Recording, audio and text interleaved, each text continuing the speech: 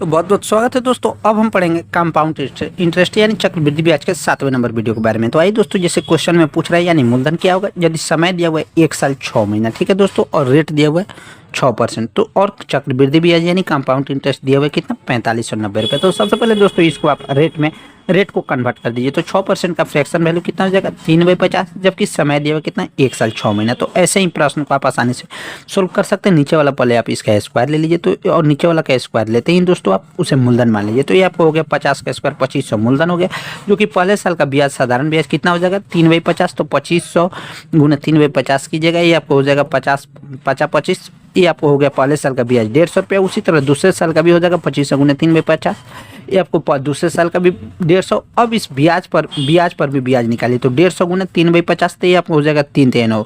अब टोटल निकल गया 2 साल का ब्याज साधारण ब्याज और चक्रवृद्धि ब्याज निकल गया। अब आइए दोस्तों, जो कि दिया हुआ है कितना सेकेंड ईयर का कितना दिया हुआ है, समय दिया हुआ है 1 साल 6 महीने, यानी हो जाएगा कितना तो 150 150 और 9 159, जो कि कितना दिया हुआ है ये आपको दिया हुआ है समय 1 साल 6 महीना। तो ये आपको 1 साल में कितने दिन होता है, ये तो आपको हो गया 1 साल का ब्याज और 159, और 1 साल में कितना दिन होता है तो 12। तो 159/12 और 6 महीना का पूछ रहा है। तो इस तरह दोस्तों 159/12 गुना 6 ये आप गुना भागा कीजिएगा, ये आपको 79.5 आएगा, जो कि अब कुल टोटल हो जाएगा 1 साल 6 महीना का ये अब हो गया 79.5। इस तरह दोस्तों जोड़िएगा तो 150 और प्लस 79.5, तो ये आपको हो गया 229, जो कि 229.5 का मान कितना दिया हुआ 4590।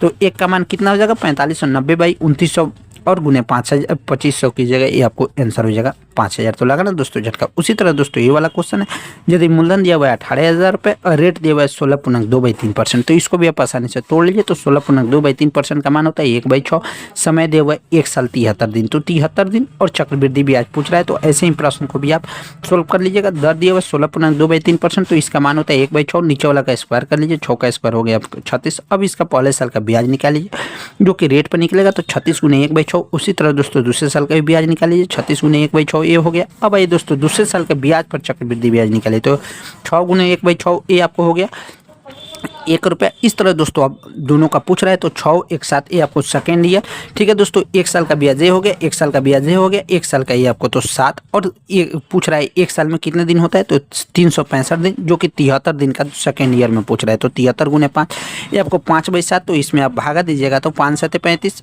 5 का 20, 5 का 5, 1.4 ये आपको हो जाएगा। अब जो कि कुल दे दिया हुआ है कितना 2 साल का चक्रवृद्धि भी है 6 और 1.4 ये आपको हो जाएगा 7.4 का मान कितना हो जाएगा। यदि प्रिंसिपल आया था कितना 36, तो 36 का मान दिया हुआ 18,000, जो कि 500 गुना है, तो 17.4 गुना 500 कर दीजिए, ये आपको 3700